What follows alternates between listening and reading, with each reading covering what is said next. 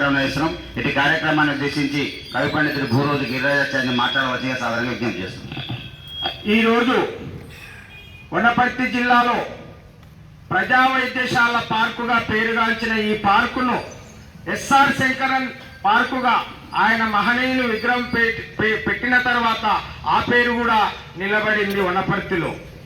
కనుక నిరాడంబర కలెక్టర్, నిరుపేదల అభ్యున్నత కోరిన కలెక్టర్ గారైన ఎస్ఆర్ శంకరన్ గారి వర్ధంతి కార్యక్రమాన్ని నిర్వహిస్తున్న ప్రియమిత్రులు రాజారాం ప్రకాశ్ సార్ గారు, పెద్దలు గౌరవనీయులు వనపర్తి ప్రజా వైద్యశాల అధినేత డాక్టర్ మురళీధర్ సార్ గారు, అలాగే కౌన్సిలర్ ప్రేమ్నాథ్ రెడ్డి గారు, ఆర్యవైశ్య సంఘం కలకొండ రమేష్, అలాగే ఈ విగ్రహ స్థాపనకు ఆ రోజుల్లో కృషి చేసిన ఈనాటి పబ్లిక్ ప్రాసిక్యూటర్ శశిభూషణ్ గారు, అలాగే ప్రియమిత్రులు గౌరవనీయులు నాయకంటి నరసింహ శర్మ గారు, రమేష్ గారు, కమ్యూనిస్టు నాయకుడు మరియు వనపర్తి జిల్లా ఎస్సీ మైంటరింగ్ సభ్యుడు గంధం నాగరాజు గారు, ఈరోజు ఈ కార్యక్రమానికి హాజరైన సఫాయి వనపర్తి మున్సిపల్ కార్మికురాలు అమ్మగారు మరియు యూసఫ్ ప్రభుత్వ ఉపాధ్యాయుడు, వనపర్తి జిల్లా వాల్మీకి సంఘ బాధ్యులు మండల దేవన్న నాయుడు, కావలి బాలస్వామి నాయుడు, మైనార్టీ నాయకుడు బాలమయ్య గారు మరియు వనపర్తి ప్రజా గాయకుడు సత్తార్ సార్ గారు మరియు విశ్వబ్రాహ్మణ సంఘ వనపర్తి అధ్యక్షుడు తిరుపతాచార్య గారు ఈ కార్యక్రమానికి విచ్చేసిన అందరికీ స్వాగతం పలుకుతూ, ఎస్ఆర్ శంకరన్ చరిత్ర చెప్తే ఈరోజు నిరుపేదలు ఇంత మహనీయుడు ఈ దేశంలో బ్రతికున్నాడా ఆ రోజుల్లో అని అంటే ఆలోచిస్తారు. మహనీయుల చరిత్ర మరుగున పెడతారు, ఎందుకంటే వాళ్ళ చరిత్ర తెలిస్తే మా పునాదులు ఎక్కడ కదిలిపోతాయని. అటువంటి మహనీయుడు ఎస్ఆర్ శంకరన్ గారు.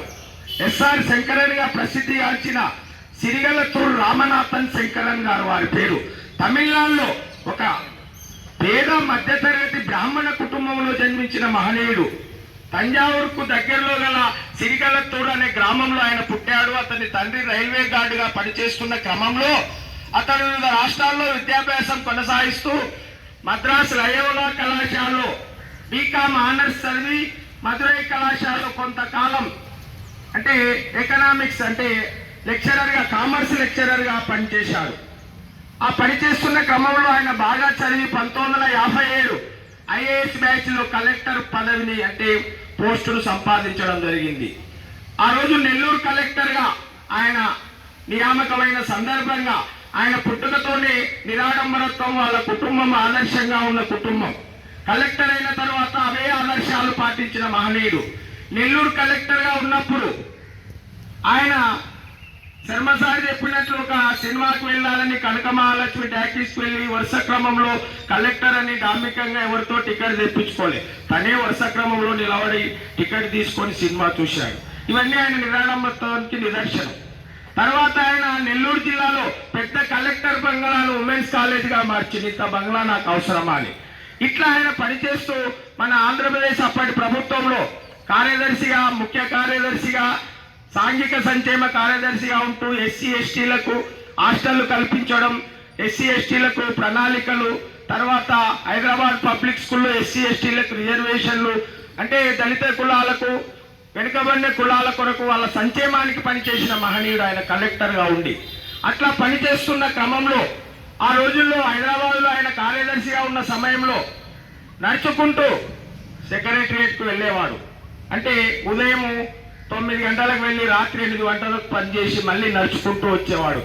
హైదరాబాద్ పంజాగుట్టలో ఆయన ఒక చిన్న అపార్ట్మెంట్ లో నివాసం ఉండేవాడు.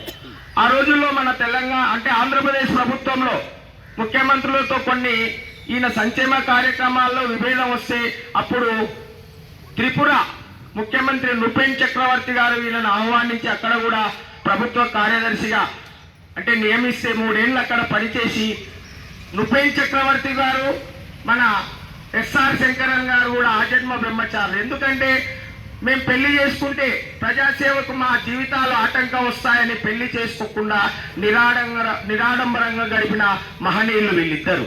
కనుక అట్లా పనిచేస్తున్న శంకరన్ గారు ఆ రోజుల్లో తూర్పుగోదావరి రంపచోడవరంలో ఆయన ఒక సంక్షేమ పాఠశాలను సందర్శించడానికి వెళితే అప్పుడు మావోయిస్టులు పీపుల్స్ వార్ వాళ్ళు ఇటువంటి ఉన్నతాధికారులను బంధిస్తే మా వాళ్ళను విడుదల చేస్తారని వాళ్ళ ఆశయం కొరకు బంధించి 12 రోజులు అంటే 11 మంది అన్ని అధికారులను బంధించి 12 రోజుల తర్వాత విడుదల చేస్తారు.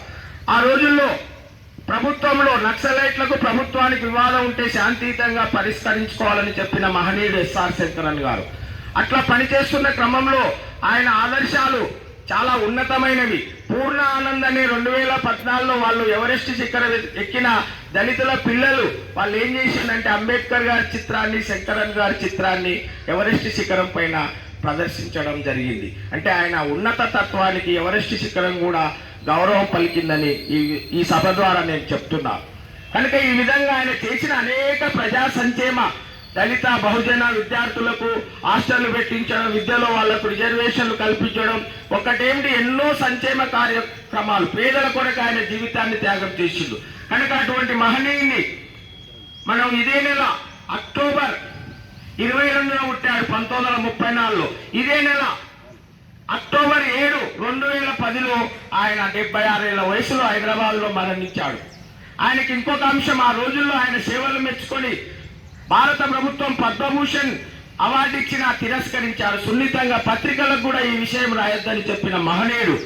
ఈరోజు చిన్న అవార్డు వస్తే ఎంతో సంకలు గుద్దుకునే వాళ్ళు ఉన్నారు, కానీ అటువంటి భారతదేశం అత్యున్నత అవార్డును కూడా తిరస్కరించిన మహనీయుడు ఎస్ఆర్ శంకరన్ గారు. అలాగే ఆ వారి సేవలకు గుర్తుగా 2011లో మన జనశ్రీ సంస్థ రాజుగారు పబ్లిక్ ప్రాసిక్యూటర్, ఆ రోజు తెలంగాణ ఉద్యమ కార్యకర్త మరియు ప్రజాసేవకుడు మన శశిభూషణ్ గారు, అరగోపాల్ గారి సహకారంతో ఈ పార్కులో శంకరన్ విగ్రహాన్ని నెలకొల్పడం జరిగింది 2011 అక్టోబర్ అంటే 7న. కనుక ఇటువంటి మహనీయులను మనం నిరంతరం తలుచుకుంటూ వీళ్ళ చరిత్రను ప్రజలకెరిక చేసి వాళ్ళ ఆదర్శాలను పాటించాలని మనం కూడా చెప్పాలని తెలియజేస్తూ ముగిస్తున్నాను. జోహార్ ఎస్ఆర్ శంకరన్ గారికి, జోహార్ ఎస్ఆర్ శంకరన్ గారికి.